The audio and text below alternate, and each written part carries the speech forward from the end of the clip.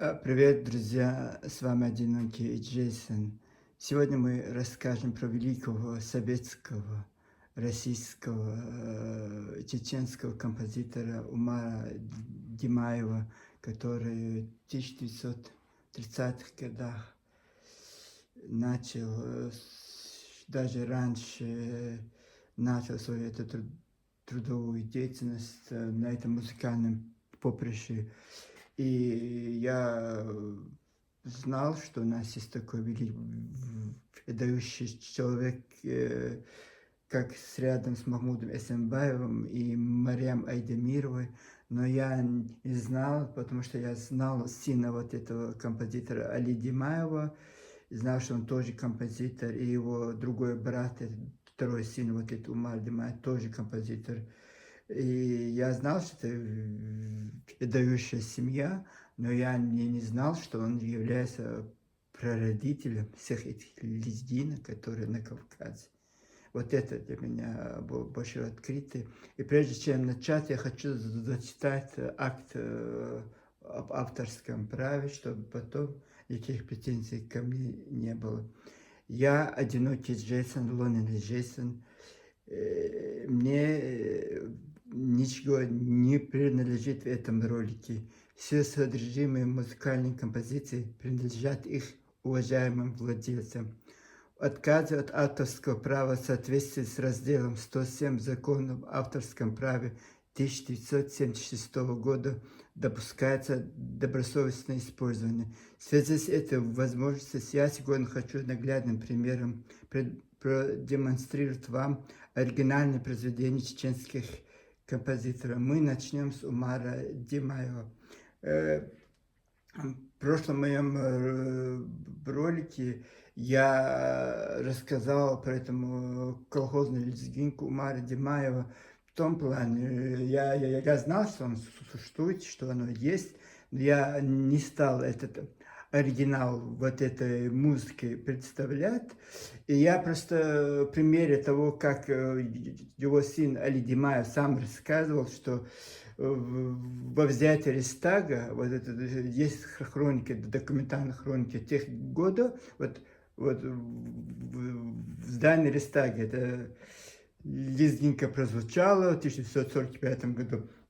Я на основании вот этой информации, которую я собрал с телевидения Дагестана, взял, вот там же, я тоже эти кадры военные хроники, многие видели лезгинка, и там вот этот парень танцует, вот из-за этого этот парень, который танцевал лезгинку, он оказался дагестанцем, и вот я специально пошел на это телевидение Дагестана. Я знал, что вот у них этот фрагмент, вот из этого фрагмента я оттолкнулся, что это была Лайтвия, это же не оригинал. Бывает во хрониках военных фильмов вы тоже видите.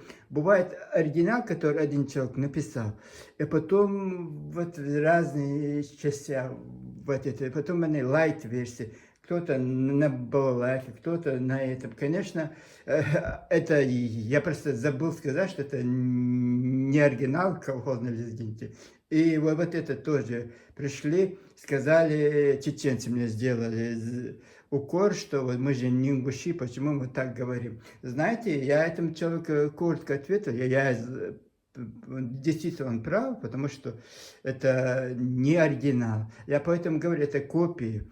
И вот, конечно, мы не ингуши. Нам нечем чужое присылать, потому что, оказывается, как история этого всего Кавказа, вот какой-то, даже наш вот это творчество, наши творческие люди, такой заметный, глубокий след оставили в Кавказе. И вот Умар Димаев является автором многих лезгинок, горской лезгинки, кавказской народной лезгинки, вот это колхозная лезгинка, которую мы сейчас послушаем, ингушской танцевальной песни, тоже лезгинки, ингушская мелодия для слушания, представляете, ингушского танца. Видите, как он любил этих ингушей, как он считал, даже тогда, когда он это все писал, И вот видите, только вот есть еще чечено-ингушский марш, но это многочисленный, вот лезгинок у него очень много.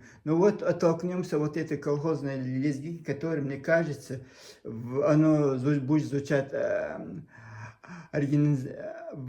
оригинале. Спасибо вот этой Кавказ Муз, который вот тоже чеченцы возглавляют ее. Вот они вот, хотя YouTube это не частный канал, а тема, как тема, Умар, как была тема про Имрана Усмана, по-моему, автоматически. Я сейчас канал не смотрел подробно. И вот там вот многие его песни, хотя и не все, но какая-то часть, видите, избранная, часть 1. А там еще я видел часть 2. Было много, очень много. К сожалению, в 1972 году он умер, очень рано умер. Хотя он Идрисом Базоркиным родил, он старше Идриса Базоркина, ингушского писателя, 3 года. Когда умер Идрис Базоркин в 1993 году, вот он в 1972 году очень рано ушел. 64, сколько лет ему было, он ушел из жизни. Но тоже оставил великое наследие. Его 2 этих сыновья, которые тоже композиторы, Али Димаев, Саид Димаев. И вот наследие он оставил. Давайте сейчас послушаем очень много вещей, которые мы должны сегодня обсудить. Это живое утверждение вот этих ингушей. Вот мы сейчас покажем, кто что сочинял.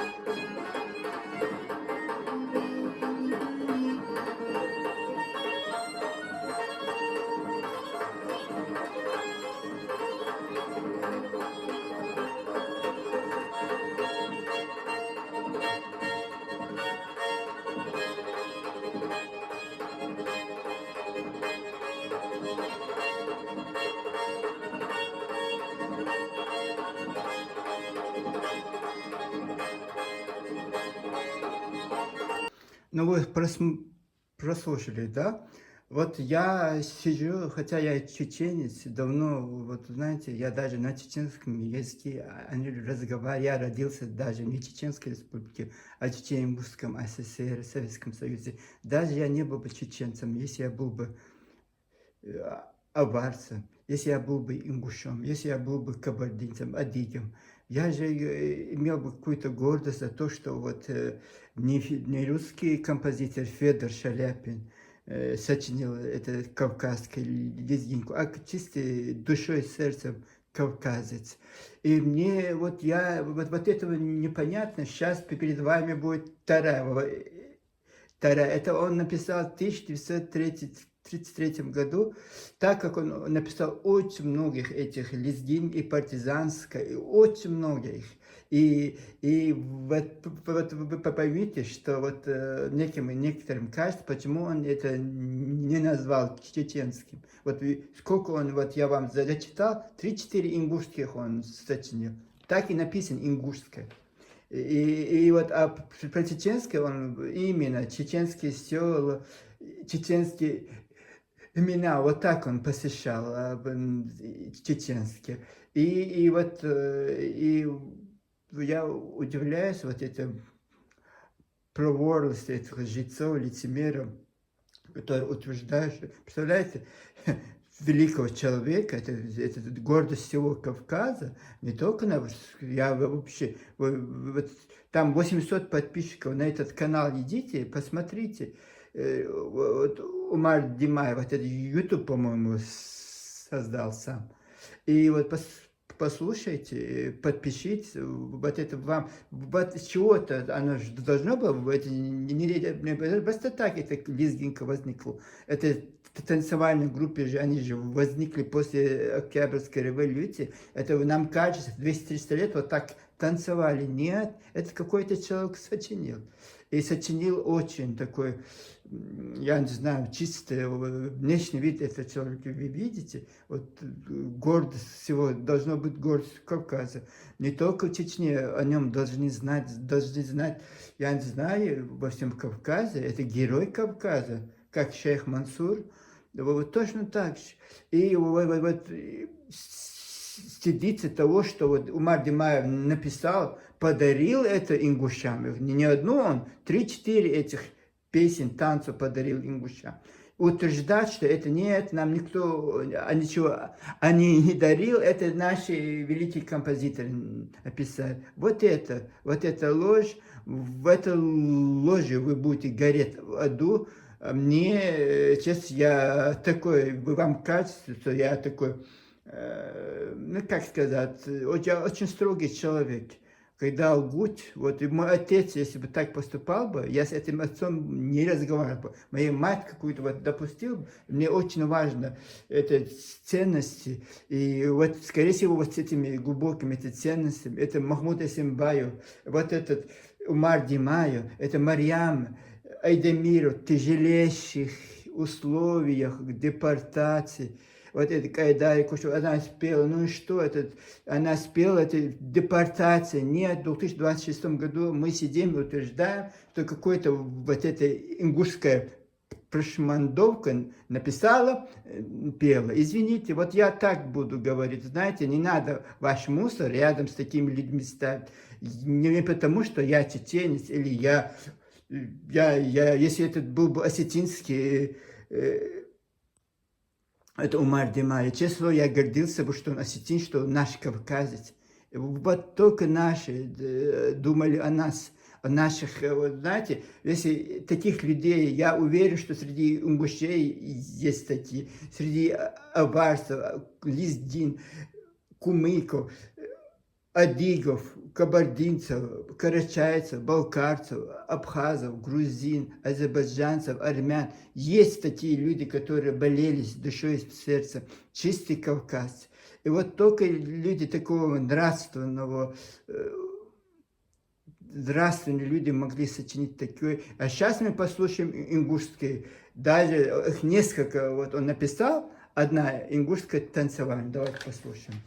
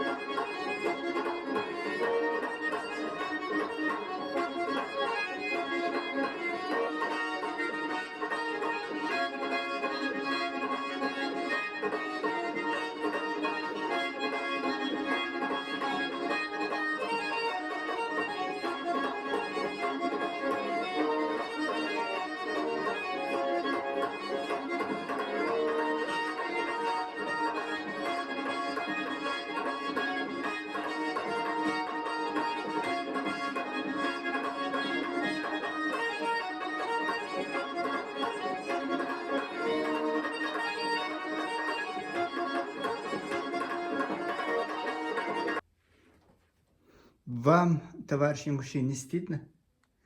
Вам не стыдно врать? Вам не стыдно присваивать чужой? Этот Умар Димаев, было два, вот это именно, вот этой танцевальной композиции, это в годы выселения, когда создавались, восстанавливали Чечено-Ингушскую ССР, это, скорее всего, 50-е годы. Вот он написал в этих 50-х годах, вот это, когда восстанавливался Чечено-Ингушский ансамбль танцы и пляски, тогда назывался пляски, да.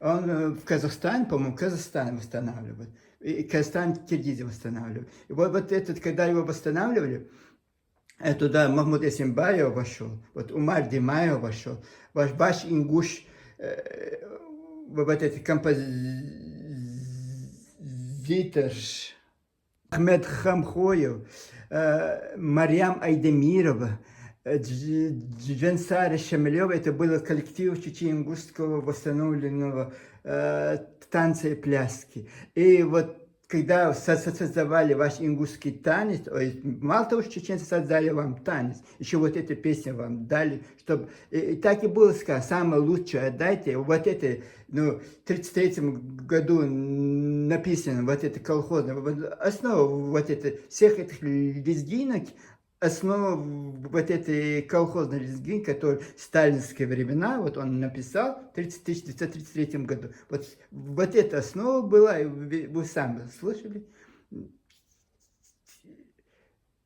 Скажите, Хамхою это написал? Как он, вот интересно, как он, когда он успел, когда в 1933 году Умар Димаев писал вот эти, все эти лезгинки, он возглавлял общество слепых Азрани. Когда он успел сам слепой, как он успел вот это все писать.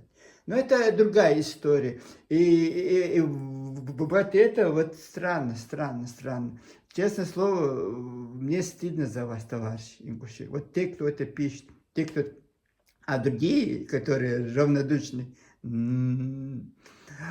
облюдатели ваши хорошие ингуши, которые ни при чем, если друг скажет, мы же ни при чем, это я ничего не говорил, это вы шайка бандитов, вот шайка, понимаете, вся республика Ингушетия это шаечка, вот все вы собрались там, и вот своего ничего нету.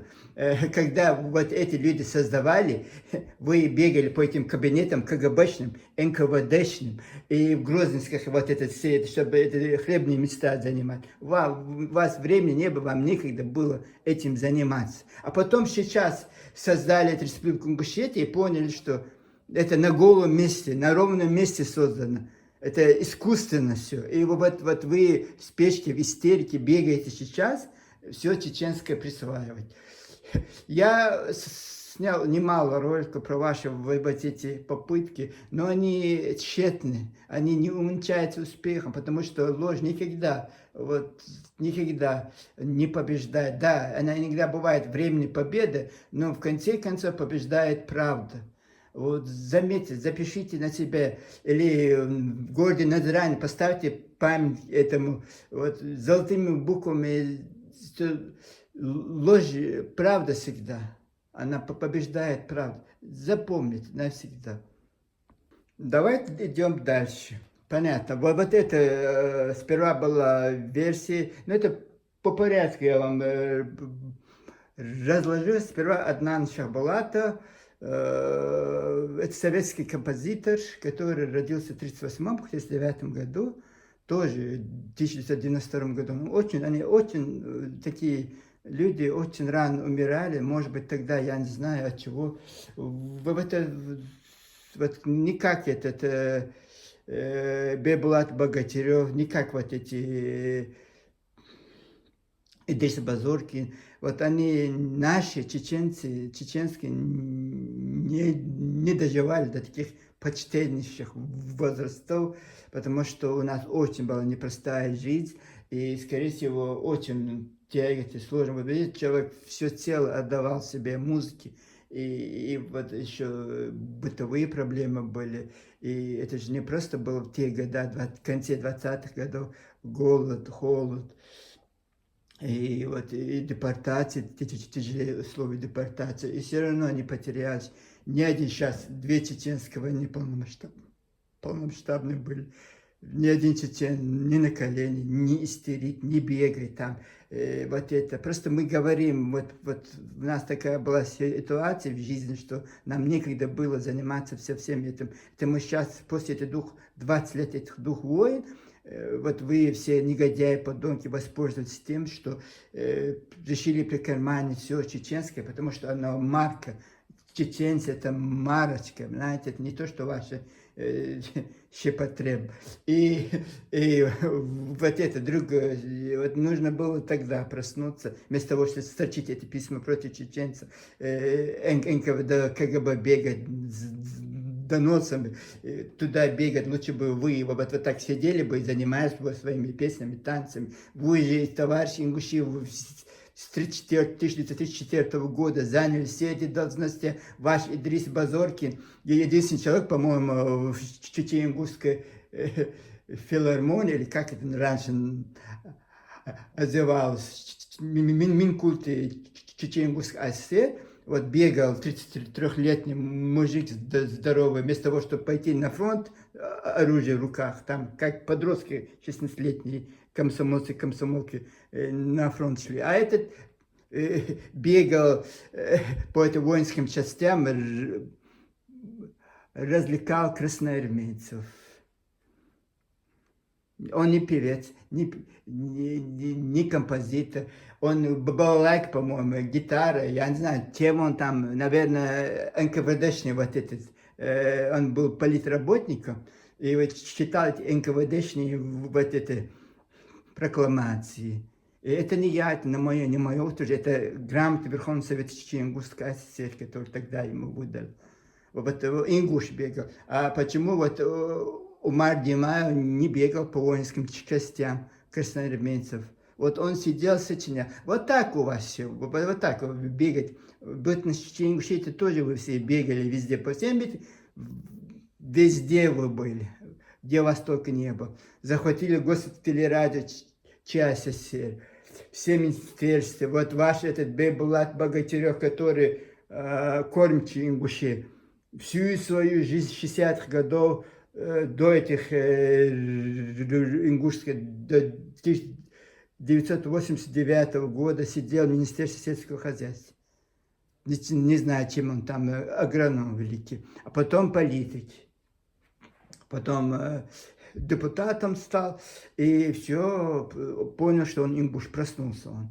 Хотя ни одного дня в этой Ингушетии они прожили. Это то же самое касается вашему великому ингушу Базоркину. То же самое. И вот такие дела ваши, товарищи, мы будем их немножко раскрывать. И я рад, что я занялся вами. К сожалению, у меня нет возможности на данный момент вас четко, вот возможности есть, деньги есть, все остальное приложится. Вот так я думаю. Я еще режиссер, я вам фильм покажу ваш. Это надо просто снять, это вот так, эмоциях что-то говоришь, нужно фильм, вот, от начала до конца вашей деятельности фильм нужно снять. Я готов стать спонсором, я всегда говорю, готов стать спонсором фильма, книжки, хотя я сам могу написать, но у меня сейчас некогда, мне некогда этим заниматься. И вот фильм я хочу, честно слово, я хочу.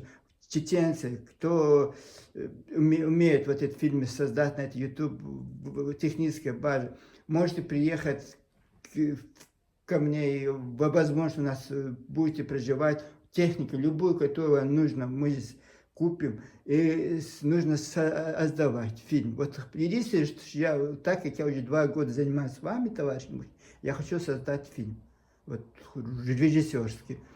Слава Богу, вот насчет этого я могу стать режиссером, хотя кинодраматургия, да, вот это, ну ничего, вот вы же тоже колхозницы становитесь поэтессами, вот агрономия потом великими писателями, вы у вас тоже, почему я не могу? Я творческий человек, и мне это близко. Ну, вот такое, честное слово, я удивляюсь. Вот я сейчас буду специально, вот ингушский, вот, вам не должно быть стыдно, что Умар Димаев вам сочинил эту песню, что ваш брат чеченец вам дали ее.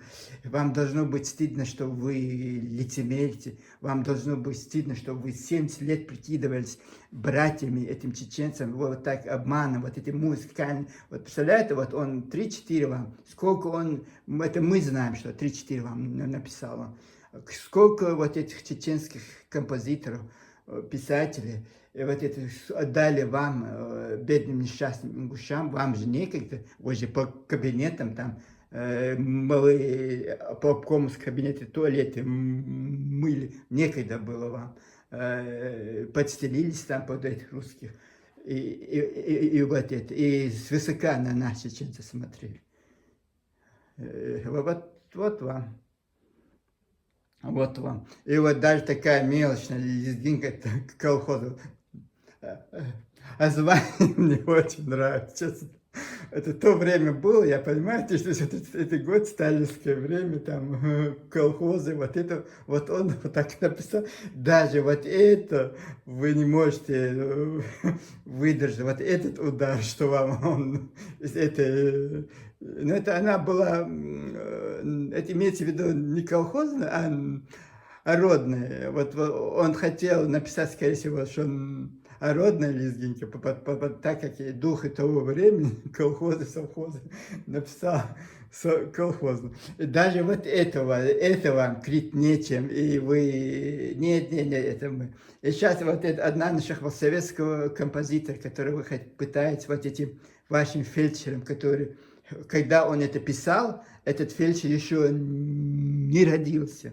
Точно так же, когда вот этот Умар Димаев вам это ингушский танец, вот эту песню сочинил, вот эта Ева Мансаг еще не родилась. И вот так у вас это все. И вот это одно утверждение, что этот написал вот этот Хамзат Боку, который никто до пару лет тому назад про него узнали, так как он в Париже в ресторане, там на пианино, на фортепиано, я не знаю, как это называется, он какую-то музыку бы, вот он поиграл, и вот он там был написан, я это тоже, этот ролик видел, что чеченец в Париже, вот что-то было, 9 миллионов человек там посмотрело, и ингушеры вдруг вспомнили, что у них, вот, оказывается, доктор, он даже, а не доктор, фельдшер, по-моему, фельдшер, вот что-то врач он, даже поиск Google, он выходит как врач, а потом выбатит. И вот это, родившийся в 1973 году, вот это и парит, представляете, где Аднан Шахбулатов, советский композитор, и где вот этот, как это, без лица, сперва он же, это же он сам снял и выложил эту роль как чеченец. Он родился в Ингушетии, и, скорее всего, он себя идентифицировал с чеченцем. Потом эти ингуши ему напомнили, что он фамилия-то Боков, я не знаю. И вдруг он оказался ингушом. И вот эта трусость, это ингушей, эта трусость, сразу поместил другой ролик, 3 миллиона просмотров, большими буквами ингуш поет, короче. И вот так, родину продать, это придут красные, поднимем руки, придут белые, поднимем руки. Вот не дай Бог оккупация, это оккупация, это ингуши, это некому будет защищать честь этих ингушских женщин. Я так думаю, потому что это же, они так берется откуда-то, это мы ничего не придумываем, мы просто вот вы к нам приходите, эти идиоты, и они же знают, что они раскрывают себе. И вот напомню, да, я могу не так гладко говорить, да, я, может быть, я не самый идеальный человек, на это я и не утверждаю, что я такой. И вот, да, что-то там вам не нравится, мне тоже, вас очень много не нравится, от этого я же, не бегу и не плачу, там сижу часами. Ну, что есть такие люди, и ушел дальше другие эмоции. И вот я говорю вам, вот вы сами, вот вы это вы сравнили это ни к чему, вот и может быть это хороший человек. Вот из-за того, что вы ингуши его подняли, и наш чеченского великого композитора решили опустить, и поэтому, знаете, мне без разницы. Может, он хороший доктор, хороший фельдшер, мне без разницы. А то, что он там пианино играет, знаете, вот это... Там в Ютубе этот ролик стал популярен благодаря чеченцу. Он слово чеченец написал, и все интересно было. Неужели такой чеченец в Париже живет? И вот так это у вас, вот так. Я, конечно, очень расстроен вами.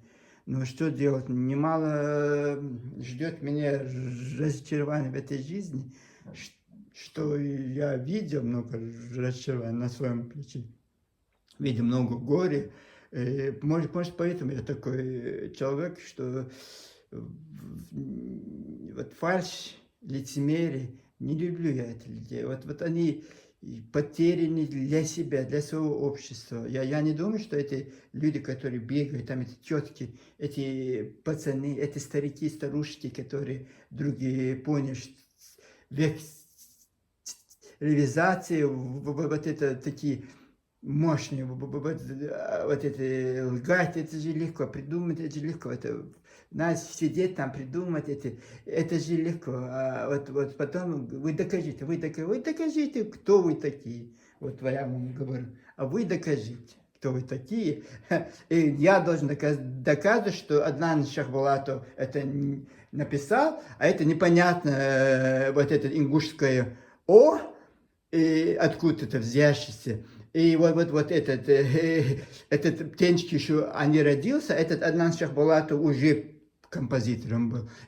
Вот это, знаете, вы не смешиваете ваше это «г» с нашим, это две разные вещи. В себя варить, кувыркать там, в этом говнище. Я так культурно скажу. Это ваши дела. Если у вас такая низкая планочка, это тоже очень низкая планка. Вы вообще, представляете, если вы еще не жили бы 70 лет с чеченцами, что с вами было бы вообще? Без рода, без племени, без ничего. То, что у вас сейчас, это бы не было бы. Вот мы вас тянули. Вот. Представляю, сколько вы нагрузку на это Умар Димай. Он же и бегали, ваш хамхою полуслепой бегал. И вот, вы представляете, ну хорошо, вот это, у нас нет претензий, что он вот вам посвящал много чеченцев, даже его сын Али Димаев написал эту песню в 2018 году, Галачи, или 2013 году он написал, я не знаю, в 2013 году, по-моему, написал. Галачи вам сочинил. Это не знаю, что вы уже это написал. Это написал Али Димаев, чеченец. Чеченский композитор. Это вот так. Вот Умар Димай вам подарил. Одних говорят Амхохоеву, когда вот это танцы, другие говорят Идрису Базуркину. Дочь Идриса Базуркина про это говорила. Ну, это вам подарено, это же вы не написали. Почему вы приходите к нам везде и говорите, что это ваша ингушская Ева Марсагова, это Ахмед Хамхой, вот они написали. Вот когда вы лжете, вот нас задевает ваша ложь. Вот меня не задевает, что вот он посвятил это ингушам. Лучше бы он это все посвящал бы это осетинам. Честное слово, вот было бы намного полезнее. Вот тогда вот почему вот братья, сейчас тоже это продолжается. И вот я думаю, одним днем это закончится.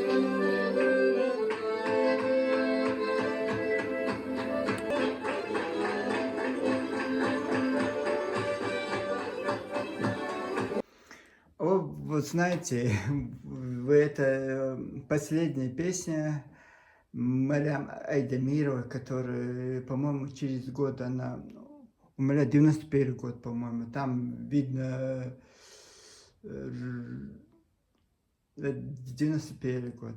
Вот. В 92 году, к сожалению, она скончалась. Знаете, великие люди, они вот даже, представляете, сколько ей лет, там, вот такой голос, такой мощный голос. И это еще некачественная съемка. Представляете, какой там должно было быть. Вот. Я восхищаюсь этими людьми. Очень восхищаюсь. И вот, знаете, не нужно утверждаться насчет нас. Потом нытье, не нытье, значит, это не нытье. Вот правду, добиваться правды, это, знаете, год пройдет, 2 пройдет. Вот это я от чего-то должна, вот, раньше чеченцы боялись говорить того, что я говорю. Вот сейчас заметил, очень многие, даже блогеры начали говорить об этом. И я не говорю, что я самый. Это просто резонансный блог. Вы не смотрите, сколько просмотров, сколько вот этих подписчиков. Это не это просто я от чистого сердца, от всей души. Просто сижу часами. Вы знаете, я вчера снял часовой ролик. Ни один человек этот ролик не увидел и не увидеть, потому что это не для славы, это не для этого. Вот ложь мужей мы будем разоблачать. Мне, знаете, не думайте, что мне эти мужчины не по душе, или я какие-то затаил на них обиду. Нет никакой обиды, нет ничего. Просто, знаете, честь, достоинство, это имеет значение в наше время. Мы не должны знать, как эти индусы. Вы помните кто-нибудь фестиваль Индии в СССР и СССР в Индии? В Веденский район, когда эта делегация приехала, и глава Веденского района, там знаменитые люди, включая депутатов, вот, пошли встречать этих индусов, типа Индии, Зита, Гита, месяц закона, вы знаете, да? И вот до сих пор моя бабушка это рассказывала, как звери разбеглись, когда остановили автобусов их, и разбеглись по этим лесам, там даже леса не было, и убежали по своим нуждам, вот, к туалету. Вот. И этот глава, это Веденский, это такие вещи, мы не можем, как звери. Вот есть народы такие, которые как дикари. И я не утверждаю, что индусы плохие люди. Нет, это просто это люди, советское Горбачев это сделал, не с Индирой Ганди. По-моему, Индира Ганди была в то время.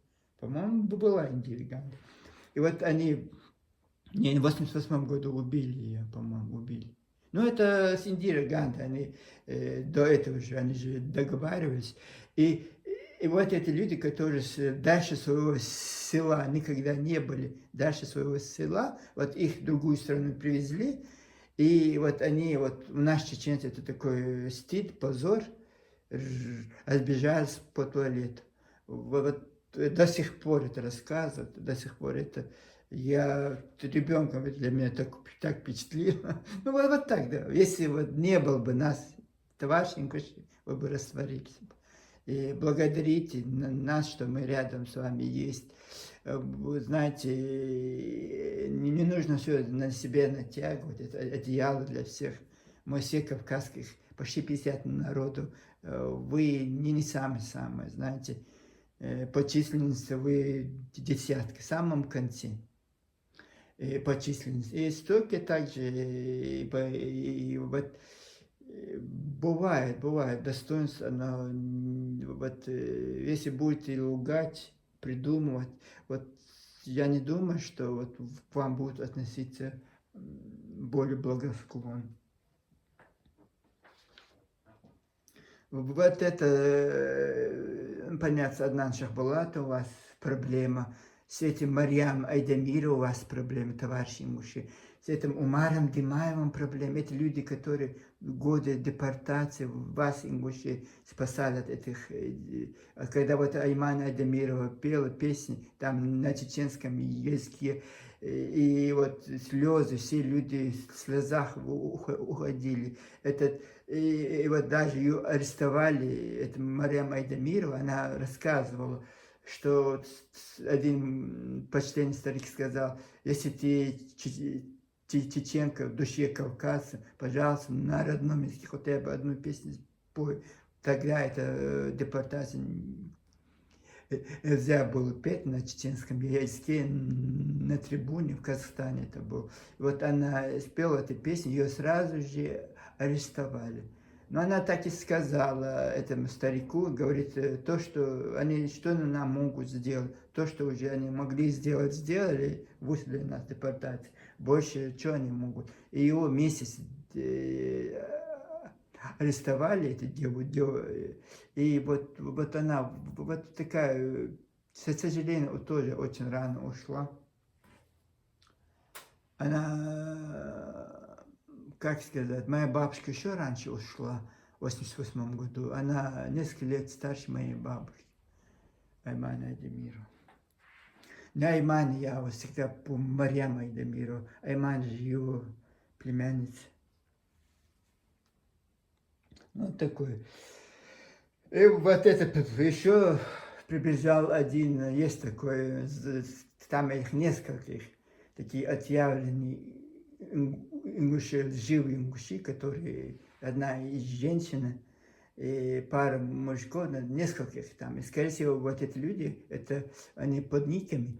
И вот эти, это же элита ингушей, скорее всего, вот этот Русик Бузуртанов, или этот Руслан Дальгиев, или вот этот Лейла Гагиева, или вот этот Танзила Чабиева, и Танзил Заурова, вот эти, вот это Идриса Бади, вот они, у них другие, они приходят, и такие тексты, это простой человек, я не думаю, что вот просто человеку, зашедший в эту социальную сеть YouTube, то послушать музыку или новость какую-то послушать, что он не так подкован, чтобы вот писать такие тексты, такие грамотно сказать, это громко сказано, ну такие фальшивые тексты, чтобы оправдать свое воровство. Вот оправдание всему, вот все ваше это не это.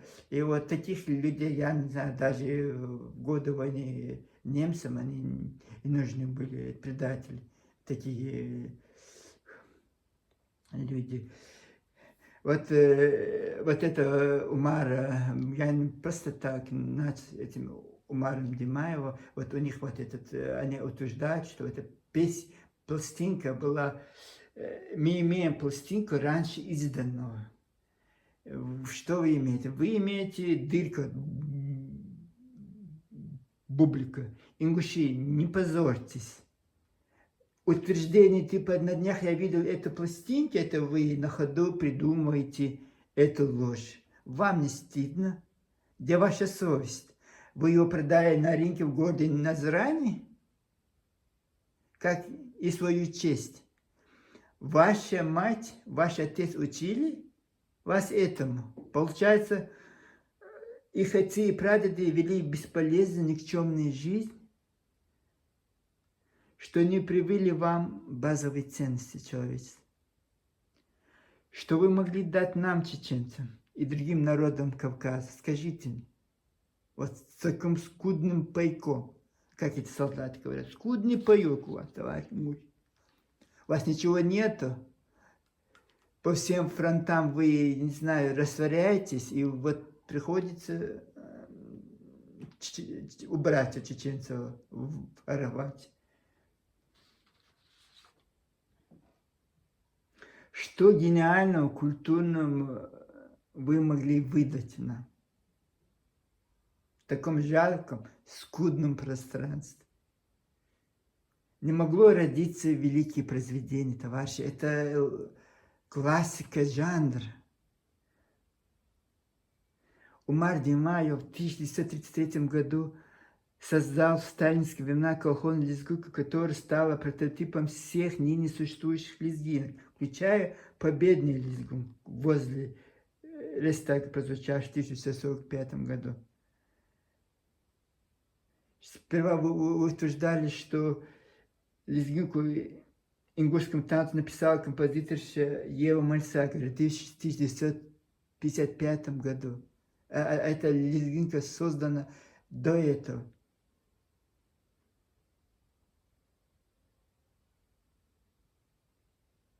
Опомнились, даты не сходятся, а потом назвали имя другого композитора, типа Ахмеда Хамхоя. И самое интересное, он тогда возглавлял ваше общество слепых Назрань. Вот, знаете, вот я поверю вам, что Иисус был ингуш. Вот это я верю. Честное слово, я верю это. Потому что безбожники вот такие они. И вы ни Бога, ни Аллаха, никому не верьте, только своей партии любителей вот этих ингушей, которые вот благо эти ингуши. Я, знаете, другие, есть немало народа, который вот это был в Южноафриканской республике, апартеид. Это белые люди, как и русские, издеваются чеченцам, бытность чеченцам, точно так же, но это был, короче, лайт вариант, а вот там апартеиде это население, белое население ЮАР, это было голландское население, которое, это была голландская колония, и вот там апартеид был, дискриминировали этих по цвету кожи. Какая дискриминация была у вас, товарищи ингуши? Объясните мне. Они таких, Нельсон Мандела в таких тяжелейших условиях он добивался, это правда. Вот этот Далай-лама, который Китай оккупировал этот Тибет после Второй мировой войны, с каким трудом он добивался во всем мире, чтобы вот хотя бы этот не забыли, что есть такой народ тибетцы. И вот знаете, очень много людей, вот даже страна басков, которые Испания до сих пор не борется за свое вот выживание, хотя их там никто, это такие, как вы, экстремисты, которые хотят отделиться от Испании, стать вот это. Ну хорошо, у вас сейчас Ингушетия, все у вас есть, вот что вам не хватает, что вас угнетает, кто вас унижает, вот хотите, вот по фамильным, вот мы по фамильным говорим, кто наши герои, кто наши певцы, композиторы, которые не только в Чечне учат, не только в России, в Советском Союзе, они все, Мансур Минцаев, много было, Махмуд Эсимбаев, их было немало. Не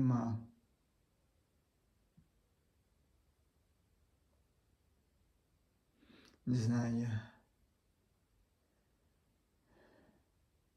Ой, я просто не то, что вот меня это удивляет у вас. Удивляет.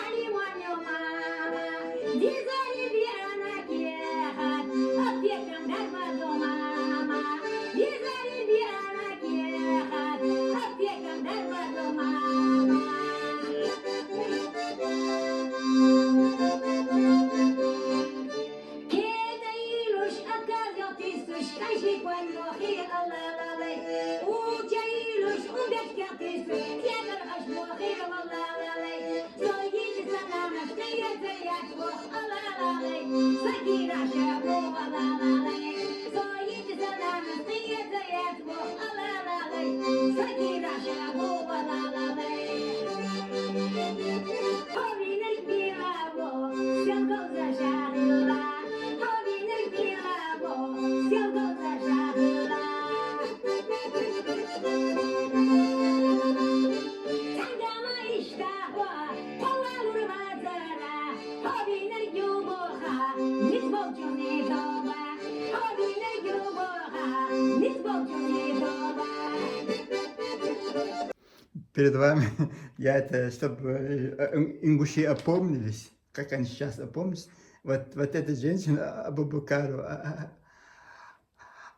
Агасит поет чеченские частушки, если по-русски вот. Ингуши, я вам даю это народное творчество, оно не по приказам с Москвы. Это вот мы вот так живем всю свою жизнь. Эта блогерша, она известная, вот, везде ее показывают. Она обычно с старыми женщинами сидит, и там им поет вот эти песни. Вот даже есть такой жанр частушек в чеченском варианте.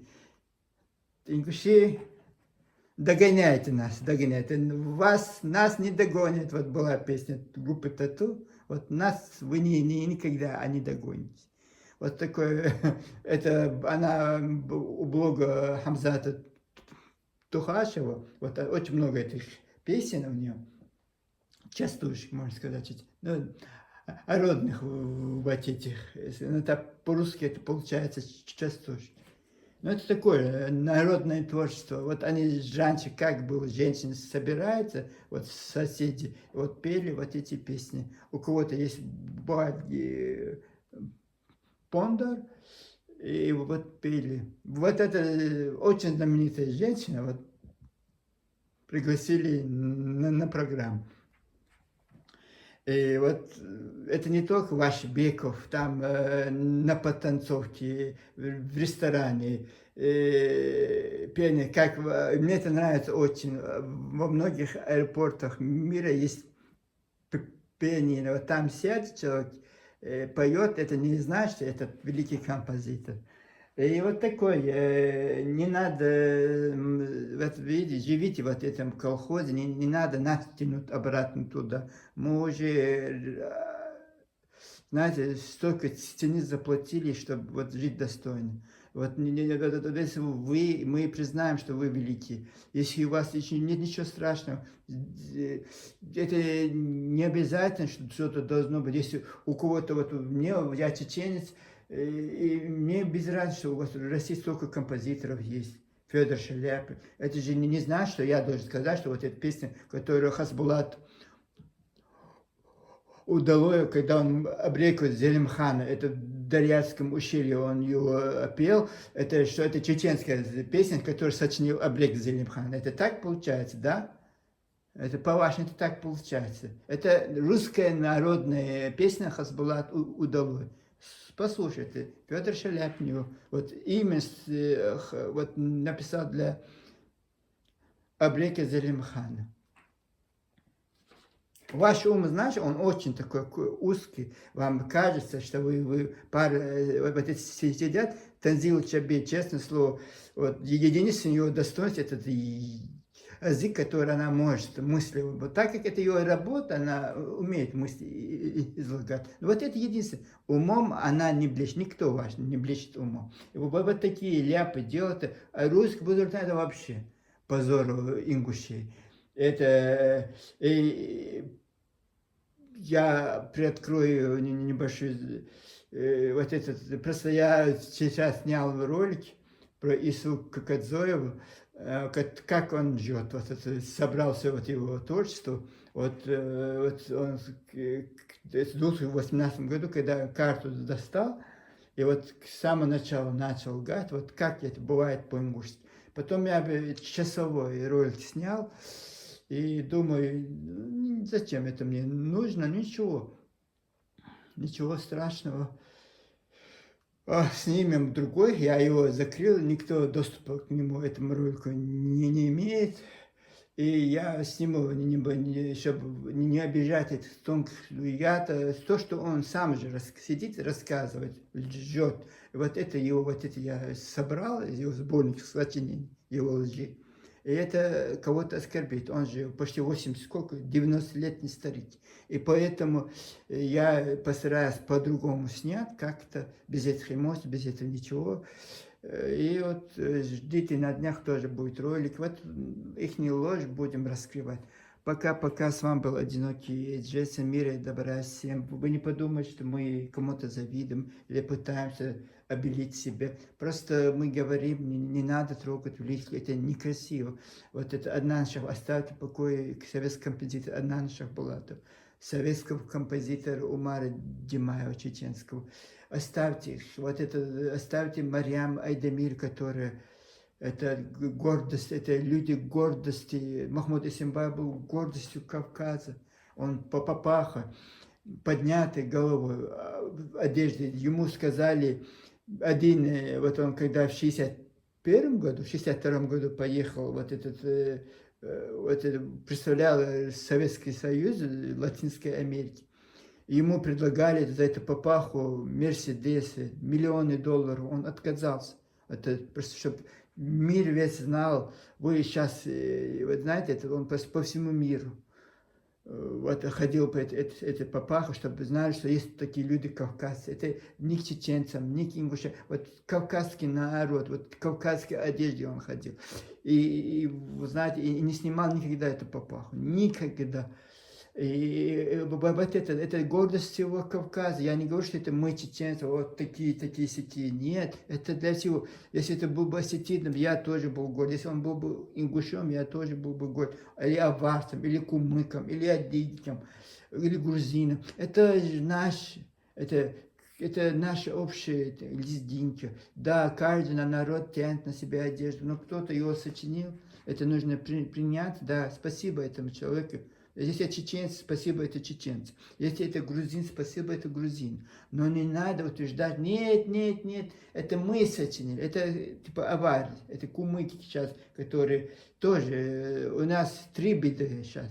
Вокруг нас все эти люди, которые вокруг нас, вот с завистными взглядами, вот ингуши, авару кумыкский союз, который, вот я не говорю, что они все это кумыки или аварцы, или эти ингуши плохие люди. Просто там есть люди, которые высказывают очень некрасиво адрес чеченцев, оскорбляют нас, наше достоинство.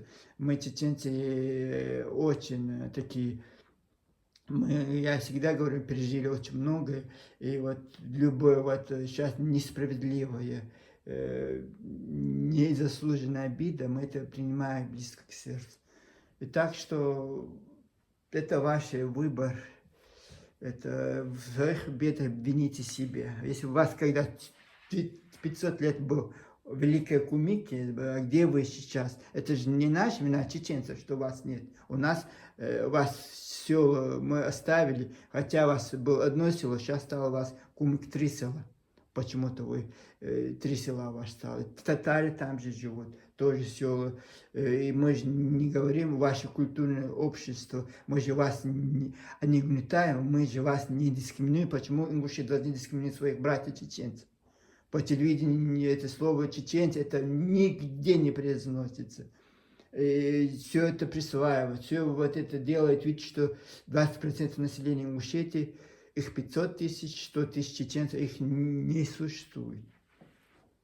Вот это об этом, это не о том, что вот это и разборки двух соседей, это глобальная, вот знаете, вот эта проблема людей, которые потеряли ориентиры, у них нет ничего святого, и вот они начинают вот так. Мы признаем Иисуса, Он был ингушом, так что ингушеты гордиться. Вот у вас есть чем гордиться. Пока, с вами был одинокий Джесси.